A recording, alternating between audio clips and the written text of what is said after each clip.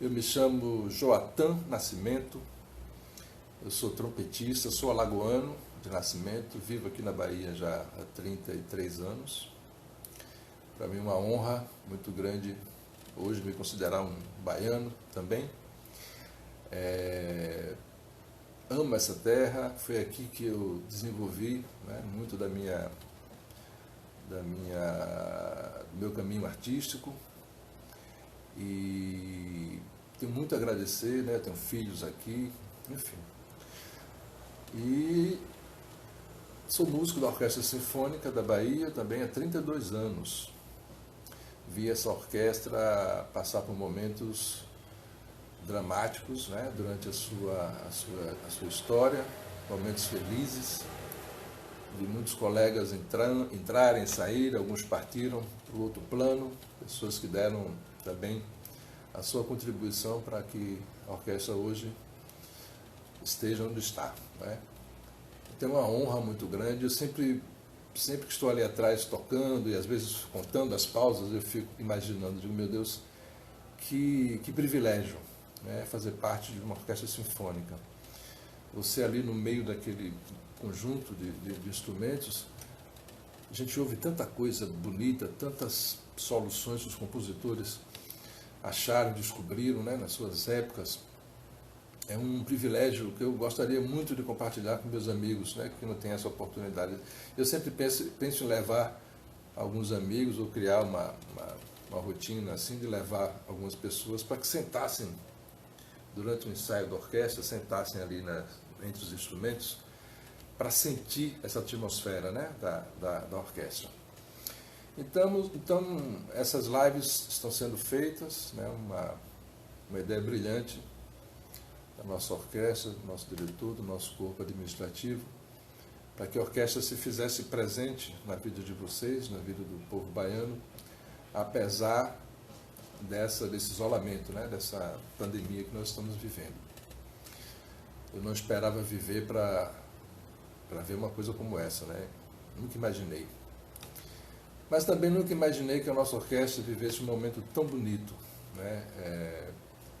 Essa solução, né, da publicização e a entrada em cena da Associação dos Amigos do TCA e também a vinda para cá do nosso maestro, Carlos Prazeres, poxa, injetou um ânimo, né, e uma vida nova à nossa orquestra. Eu tenho hoje muito orgulho dessa orquestra, estou muito feliz e já caminhando aí para, né, encerrar meu ciclo. Daqui a pouco não poderia ser num momento melhor, né? Então estou aqui hoje para falar sobre o trompete, que é um instrumento que me seduziu desde a infância. Eu flertei com alguns outros instrumentos, né? Meu pai tocava saxofone, João José do Nascimento. Ele tocava saxofone em casa, gostava muito do instrumento.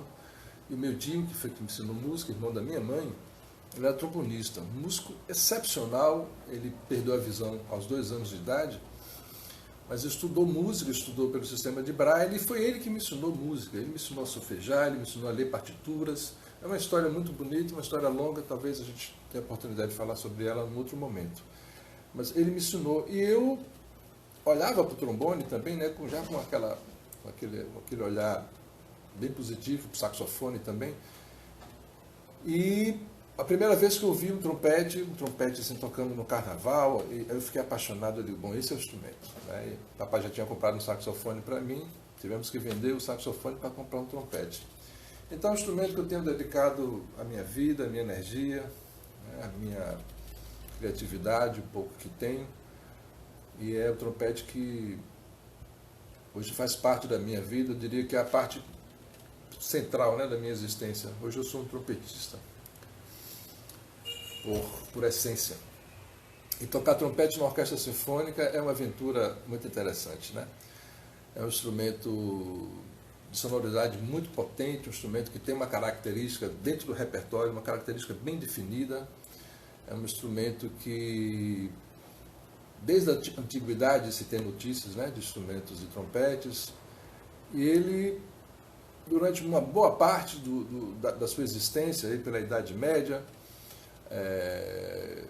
e também mais atrás, aí no Império Romano, era um instrumento que era destinado a fazer a chamada, o toque de atenção que as pessoas precisavam ter para a chegada do imperador, do rei, né, aquela figura de poder máximo.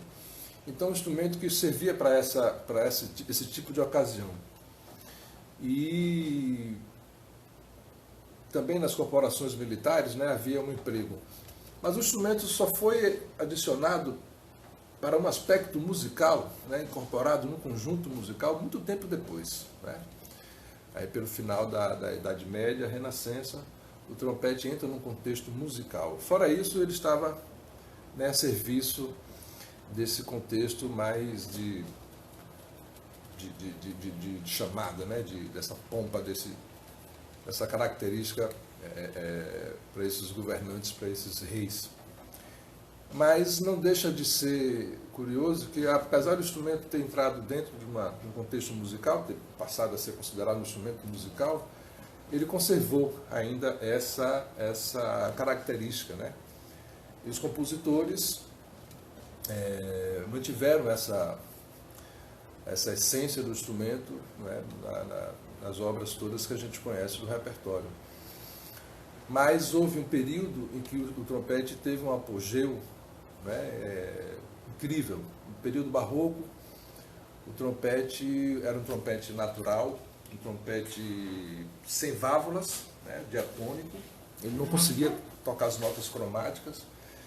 O instrumento era constituído de um tubo liso. Né? Hoje o trompete moderno, isso aqui é um trompete em dó, ele já tem um sistema de chaves. Mas vamos imaginar que isso aqui seja um tubo liso, que passe por aqui, certo? Sem entrar em nenhuma dessas chaves, e continue por aqui até a campana. Era um tubo desse, né? Um instrumento. E ele produz uma série de notas, né? Que chamamos de série harmônica.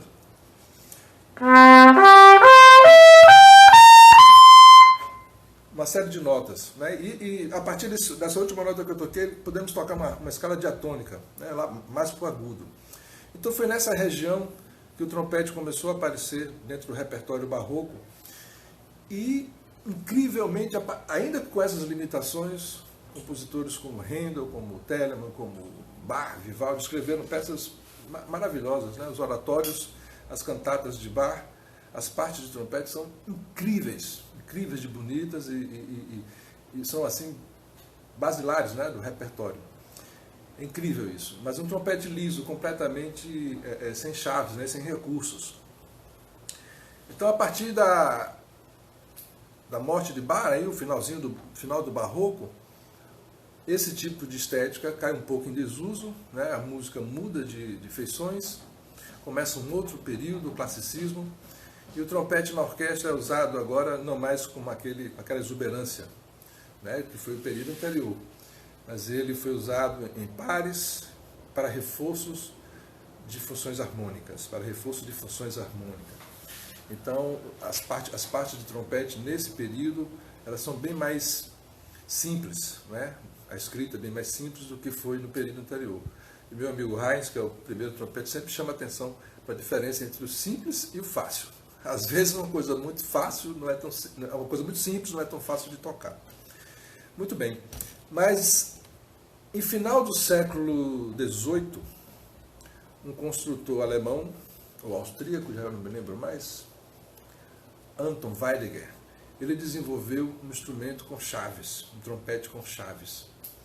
E esse instrumento podia tocar uma escala cromática. Isso foi um achado incrível naquele momento, né?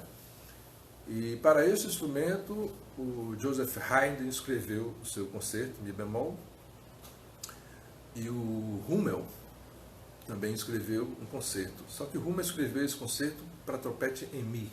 A tonalidade original desse trompete é Mi, Mi maior. Mas, comumente, tocamos esse concerto na tonalidade de Mi bemol. E tem um outro concerto que não foi escrito exatamente para trompete, mas que está no repertório, né, como um dos 3 concertos desse período clássico.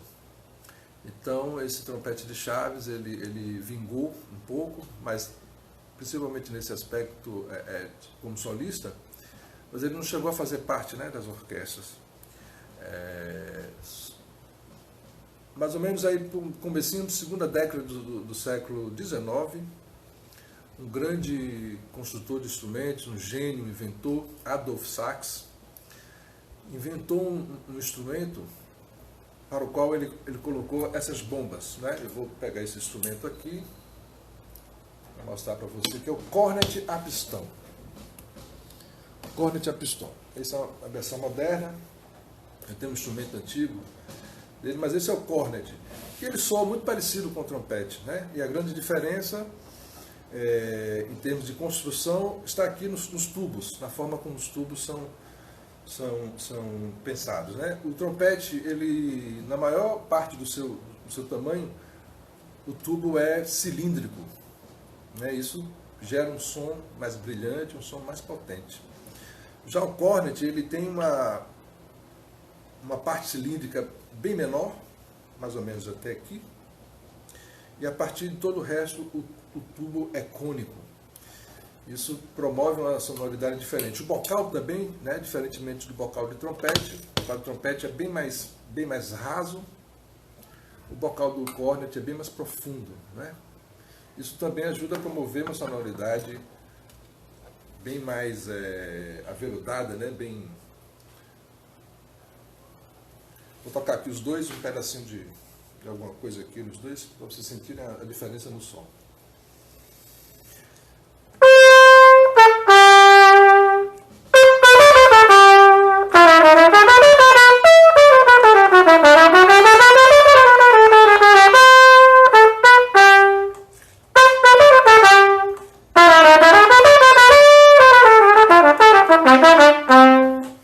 Quero tocar no cornet.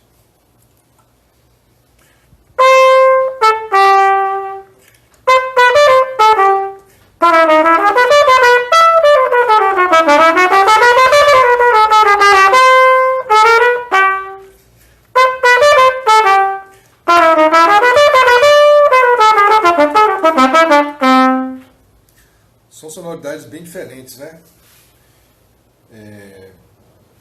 E esse instrumento, então, viveu um apogeu no século XIX, incrível, né, de repertório. Muitos compositores franceses, russos, americanos também, um pouco depois, escreveram peças para esse instrumento. Instrumento que, por essa característica de som, né, e pelo fato dessas bombas terem sido anexadas, o instrumento tem uma agilidade muito grande, né? E o trompete continuou, né, a sua estrada, ainda aquele trompete natural, liso, sem chaves, durante um tempo. Hector Berlioz parece que foi o primeiro a usar 2 pares de trompetes e 2 pares de cornetes. E essa coisa do cornet a pistão talvez explique o fato de aqui no Brasil a gente chamar, né, ainda se chama, o trompete de pistão, né? E o pistão é esse mecanismo aqui. É um mecanismo engenhoso. Eu vou tentar explicar, ver se vocês conseguem captar a mensagem aqui. Então, a rigor temos um tubo liso, ok? Tubo liso, sem chaves nenhuma, que toca aquela série de notas.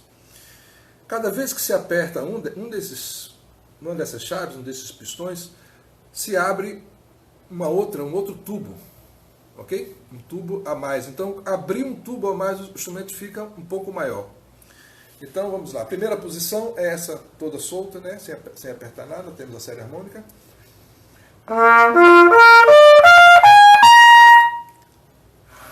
Segunda posição, quando nós apertamos esse segundo pistão, então abre esse tubo aqui, o instrumento baixa meio tom.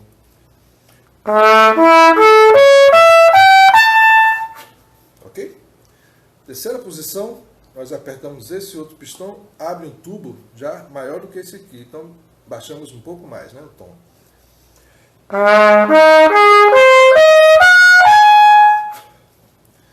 Outra posição, quando nós juntamos... A quarta posição, quando nós juntamos esses 2 pistões aqui. Nós juntamos esse tubo e esse aqui. Desse primeiro e esse desse segundo pistão aqui. Anexamos esse tamanho de tubo ao comprimento do trompete natural. Então ele já baixa um pouco mais.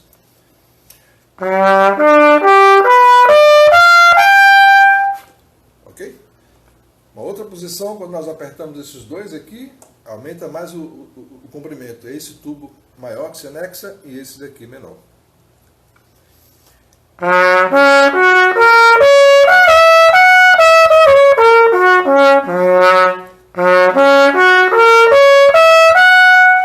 Ok? A sexta posição, quando nós apertamos aqui, então teremos aí um tubo ainda maior, porque essa bomba abre e essa aqui também. Então já aumenta bastante.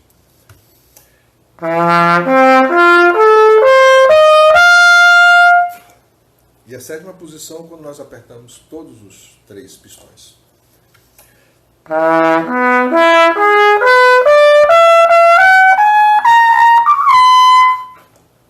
Então, a junção dessas tubulações, né, à medida que a gente aperta essas chaves, teremos acesso a várias séries harmônicas. E daí é que se combinam, né, as notas todas que se precisa para tocar uma escala cromática.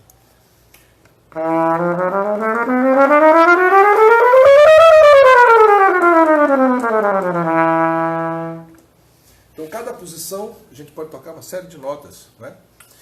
E o recurso que nós usamos para mudarmos uma região grave para uma região aguda está associado à pressão do ar que nós colocamos dentro do tubo, né? Então vamos imaginar, eu uso sempre esse exemplo de uma mangueira com água. Então tem aquele fluxo de água, se você deixa a mangueira lá correndo a água, né? À medida que a gente diminui aquela passagem de água, o jato vai mais longe, não é? Então esse é o princípio, esse ar, mas aqui no nosso caso a gente sopra, né? A água está saindo ali porque está saindo na sua energia natural. No caso do instrumento a gente tem que soprar, fazer essa pressão e também promover um estreitamento dos lábios. Isso faz com que essa pressão aumente e daí a gente consiga tocar nas notas mais agudas, né? Numa posição só.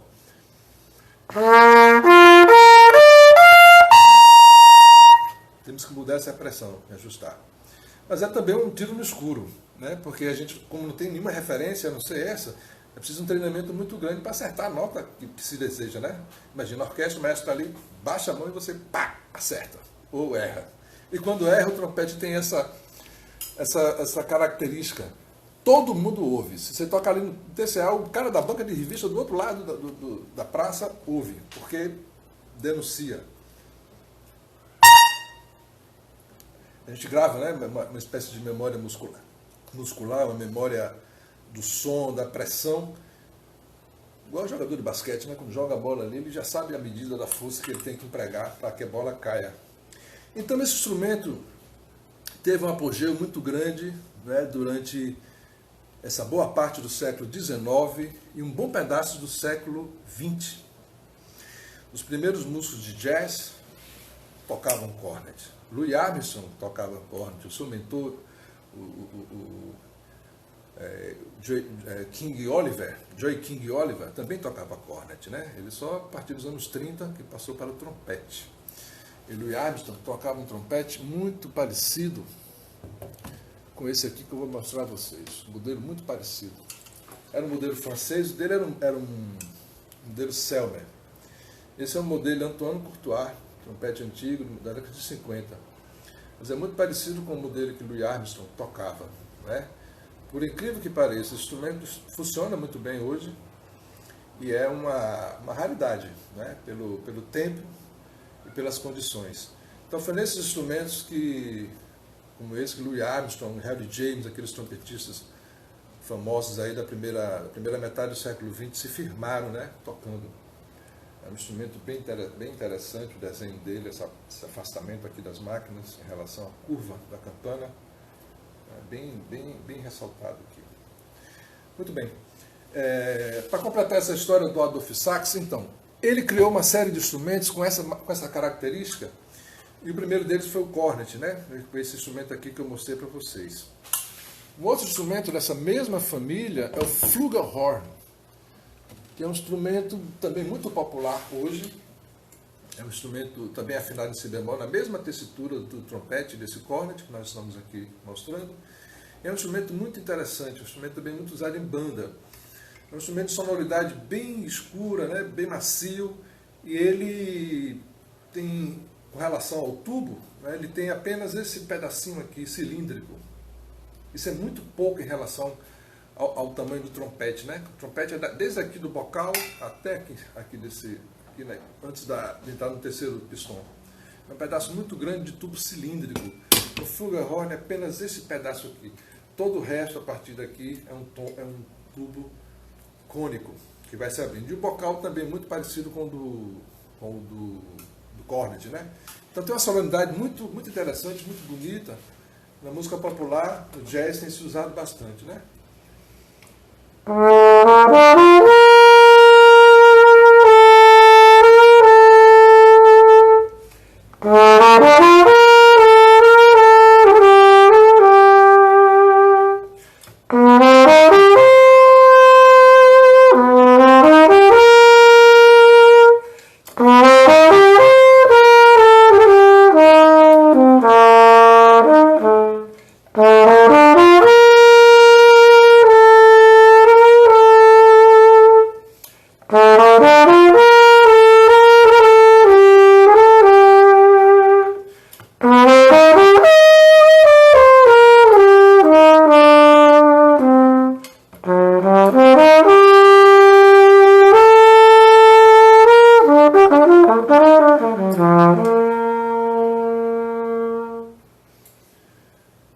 É uma sonoridade muito agradável e é um perigo para os trompetistas, porque a tendência de gostar de tocar esse instrumento e ficar tocando nele o tempo todo, e a gente esquecer do trompete, quando volta para o trompete, menino, a surra, aquelas de enlouquecer.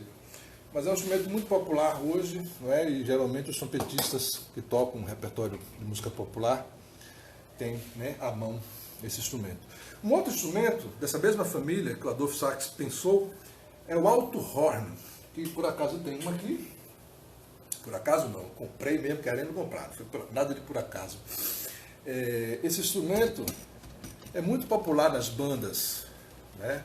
É muito popular nas bandas civis e nas militares hoje em dia mais não.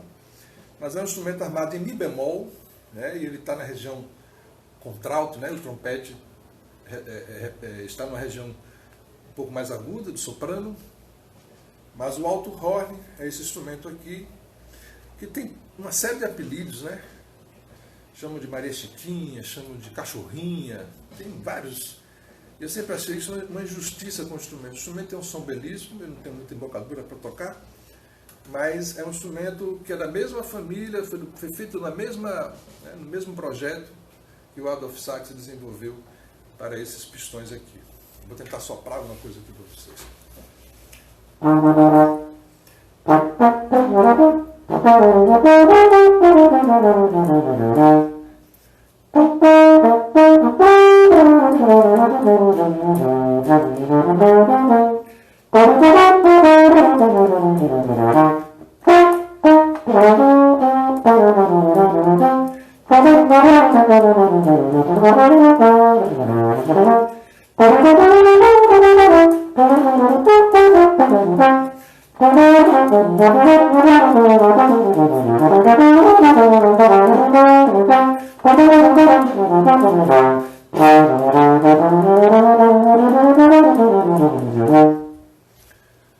É um sonzinho já bem mais grave, né? Está bem aveludado, é bem interessante. É um instrumento que pretendo tocar um dia melhor. Muito bem, meus amigos. Bom, tem alguns outros instrumentos, né, que eu queria mostrar para vocês. O trompete em Mi bemol, né, uma versão moderna, com 4 pistões. E esse é o trompete com que tocamos aqueles concertos de Haydn, né, feito para trompete em Mi bemol, que eu me referi lá no período clássico. É um instrumento que soa mais agudo, né, do que o trompete em Dó, ele é menor. E é um trompete que também, esse eu não toco bem mesmo. Tem alguma coisa aqui. Era assim o terceiro movimento do concerto de Haydn.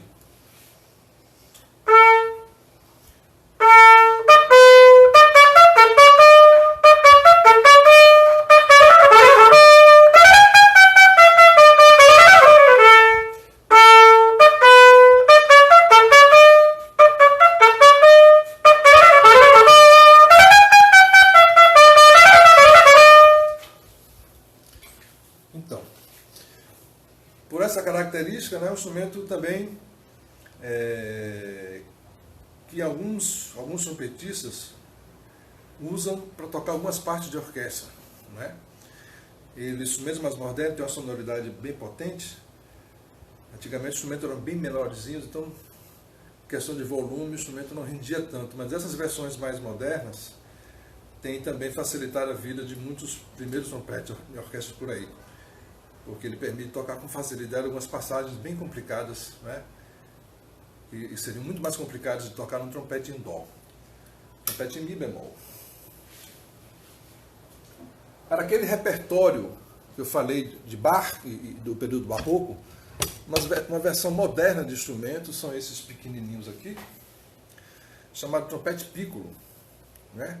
Esse tem um sistema de válvulas diferente do pistão, um sistema alemão, de rotores, né? O rotor gira, em vez de descer, umas peças que giram assim. E é um sistema muito interessante, né? Tem alguns instrumentos aqui para mostrar também.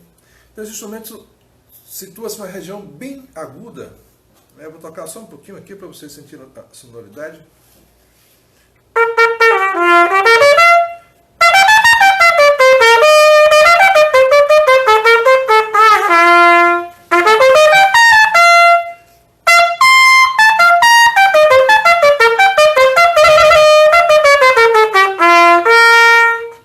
Soa bem agudinho. E com esse instrumento a gente consegue tocar com alguma facilidade esse repertório do período barroco, né? Mas também Ravel escreveu para esse instrumento no seu famoso bolero.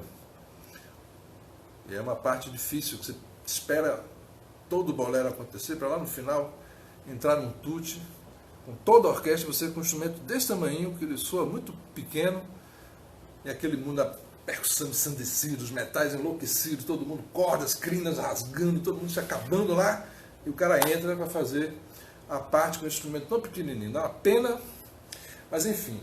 Quero mostrar agora outras coisas, acho que já foi dos trompetes, quero mostrar agora uns adereços, que muita gente chama de abafador, para meu desespero. São as surdinas, não é? Tem algumas aqui, vou mostrar. Essa aqui é uma surdina bem comum, chama-se straight mute, e é muito comum nas orquestras, né? Usamos realmente para quase tudo do repertório. Quando se escreve surdina, a gente já imagina que é esse aqui.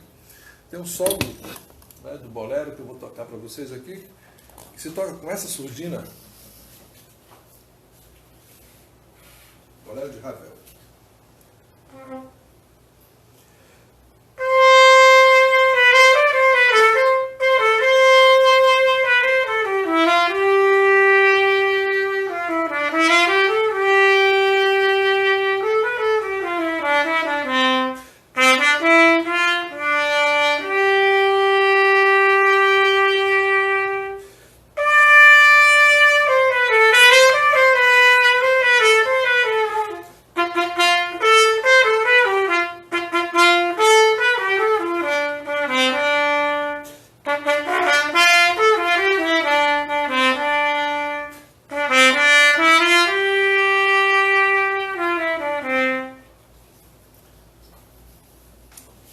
Então a surdina que Louis Armstrong usou muito também. Tem umas gravações, ele usou quase nada de surdina durante a sua vida, mas a que usou foi essa aqui, a straight mute. E tocando de orquestra, a gente se depara com tanto repertório, tanta diferença, a gente às vezes tem que se valer de vários tipos, né? Uma só de feltro, uma de madeira, essa aqui é de fibra, tem também a de metal, que eu também tento lá no teatro. Enfim, tudo isso para compor uma sonoridade, né, mais adequada para o repertório. Uma outra surdina bem comum é a cap mute, né? Essa daqui tem um copo, o nome já diz, e ela causa um abafamento aqui, uma mudança de timbre. Na verdade a surdina, né, a grande função dela é a mudança de timbre, né? Reduz um bocado o volume e a mudança de timbre. Então a sonoridade fica bem diferente, né?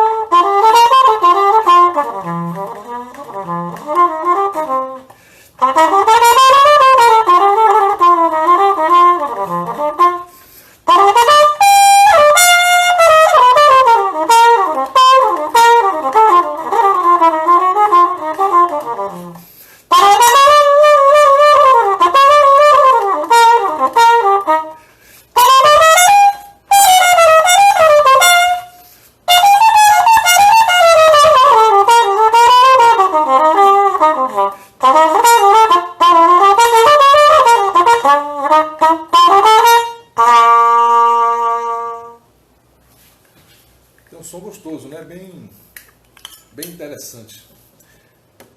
Tem uma outra que chama-se Beckett Mute. Produz também um som bem escuro.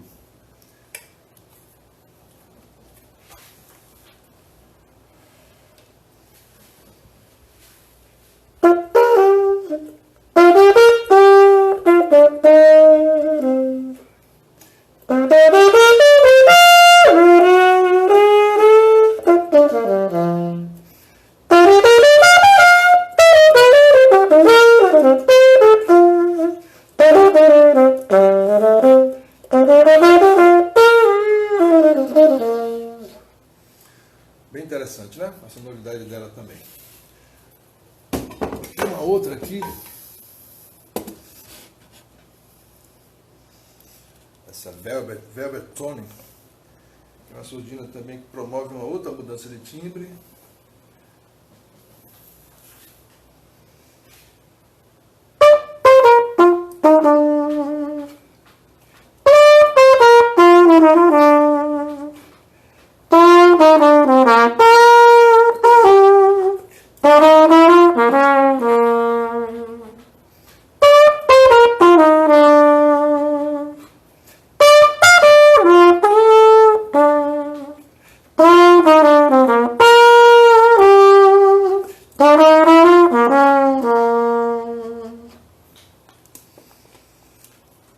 Velvet Tone.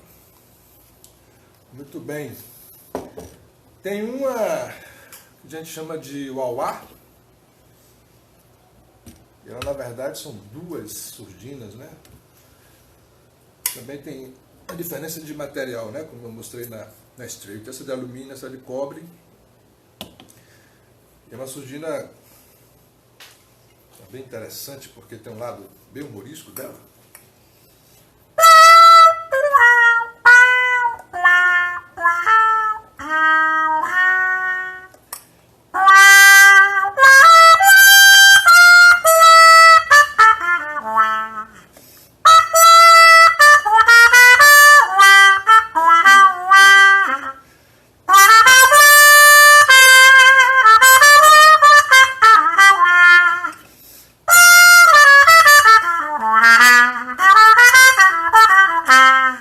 No repertório sinfônico tem uma peça que o Gershwin escreveu, e logo depois da introdução, chama-se Rhapsody in Blue. Logo depois da introdução, belíssima introdução de clarinete que o querido Pedro Robato tocou aqui na live dele, inicia-se uma outra sessão, né, com um solo de trompete com essa surdina. Vamos achar aqui o Rhapsody in Blue.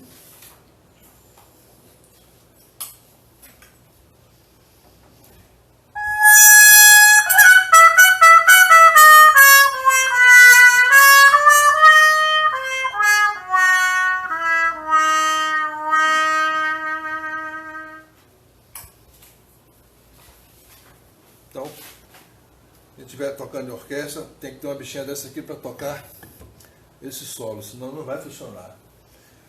Muito bem, o que é que temos mais aqui? Temos a plunger, que essa é bem usada no jazz, e alguns músicos foram exímios no uso dessa surdina. Ray Nance, Curt Williams, Clark Terry.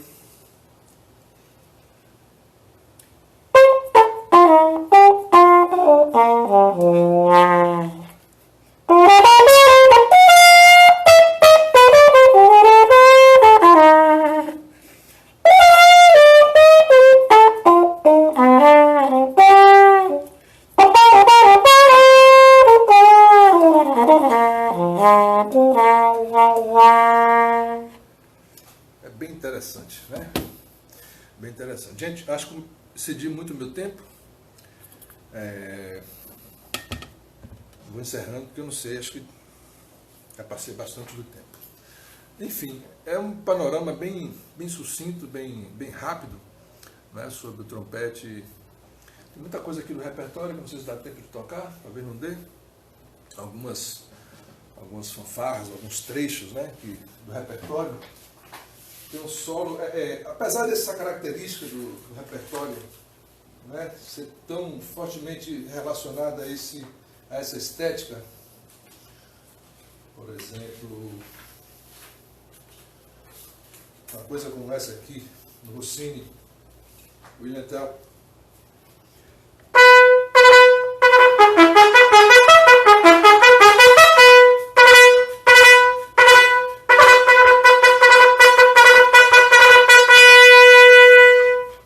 Isso é muito característico, né? No repertório do trompete.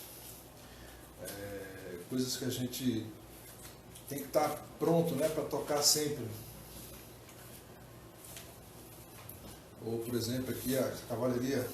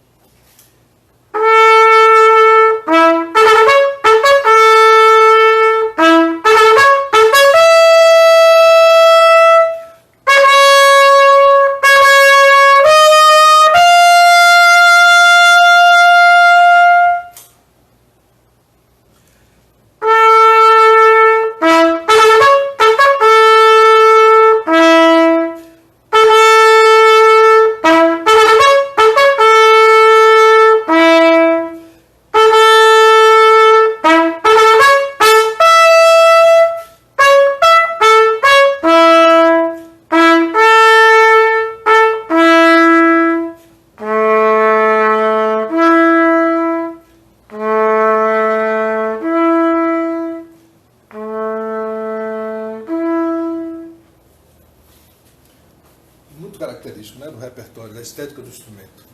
Mas também há outros trechos, né, de bastante lirismo, que contrasta bastante com essa ideia, com essa sonoridade que a gente ouve sempre do trompete.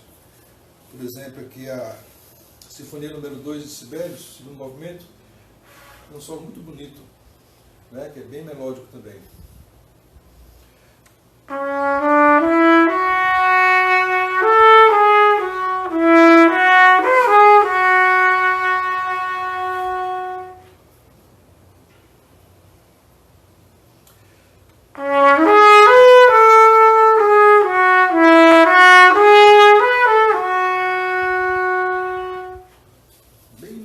Né? Assim, as sinfonias que eu mais gosto.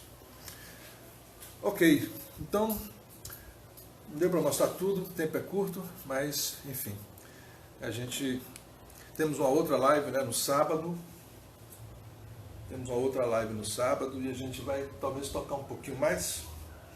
Então eu vou terminar minha live aqui tocando uma bossa nova, que é para a gente se despedir,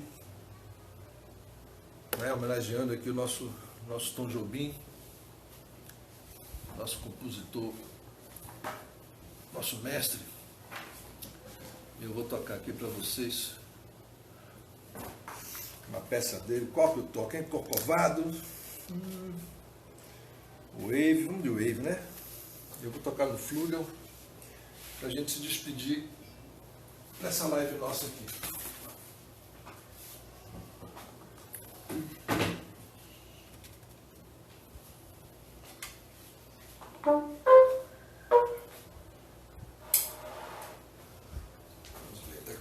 Tecnologias. Se esse equilíbrio vai ficar bom. 1, 2, 1, 2, 3, 4.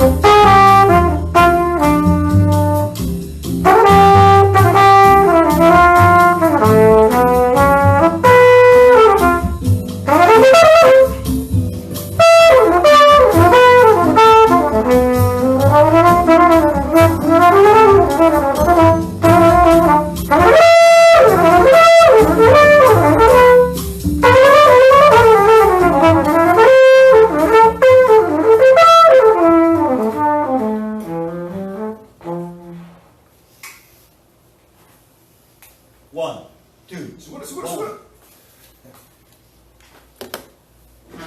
Então é isso, amigos. Encerramos aqui a nossa transmissão, nossa live. Vou ficar aqui mais um tempinho, se alguém quiser perguntar, interagir. Eu não sei nem como é que faz isso. Estou vendo aqui umas carinhas com o número 7, não sei o que é.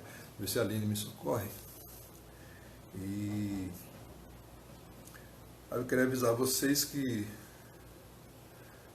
está estourando um pouco, meu Deus. Muito bem. Dá uma lida nos comentários. Será que são esses numerozinhos aqui embaixo, gente?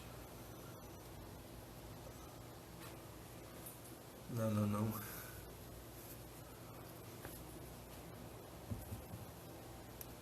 Não, acho que não é isso não. Enfim. Não sei o que é não. Enfim. Bom, fiquem atentos porque outras lives, né, já estão acontecendo e vão acontecer ainda durante um bom tempo, nesse mês. Eu retornarei no sábado com uma não estou não, Aline. Quer dizer, parou aqui, tem um pessoal que entrou, brilhantando o feriado, Jotã, querido Jotã. Olha aí. É porque as pessoas botam os nomezinhos, né, bacanas para suas contas aí. Que classe, Jairo, Sérgio. Maravilha, foda, muito bom. Foda, não nem falou palavrão, rapaz. Mônica, Sepúlveda, olha aí. Eu vou apertando e mudando tudo aqui. Olha, Rosa Cláudia. Finalizou melhor que o Lucas Dionísio. Finalizou melhor que o UFC. Essa foi ótima. Bahia barril. Enfim, tem uns comentários aqui. A elegância aí. Ô, gente, muito obrigado. Rosbel Máximo. Sou de Brasília. E acompanho sempre. F. Sobral. Muito bom. Gente, um monte de gente aqui. Agora com os nomes, né, bacanas que eu não sei quem são as pessoas. Muito bom. Então, essa é a ideia, não é? Que a orquestra continue fazendo seu destino, não é? Tocar. Ok. E fazer parte um pouco da vida de vocês num momento como esse. Um momento que a gente precisa manter a serenidade, não é? Aprender o que tem que aprender. Se unir em torno das coisas valorosas da vida, não é? A arte é uma delas, e nos preparar para o momento em que tudo isso acabar, a gente voltar com força total, não é? Com a vida renovada, para a gente fazer as coisas de uma forma melhor. Eu acho que todo mundo está mais ou menos pensando a respeito disso, né? Nesse momento nosso. Precisamos sair dele fortalecidos para um novo momento, uma nova etapa. E esse novo mundo precisa de cada um inteiro. Então vamos nessa. Eu vou encerrar aqui. Um grande abraço a todos. Muito obrigado pela Orquestra Sinfônica da Bahia, por fazer parte da minha vida, por fazer parte da vida aqui dos baianos e por essa oportunidade também. Vamos ver se da próxima vez eu não erro tanto. Coitada da Aline aqui, sofreu comigo aqui. Minutos antes eu tinha perdido, tinha entrado em outra conta, feito uma confusão aqui, incrível. Mas assim, na hora de começar a live, o negócio funcionou. Ela me ajudou bastante. Muito obrigado a todos pela atenção. Um grande abraço. Até a próxima.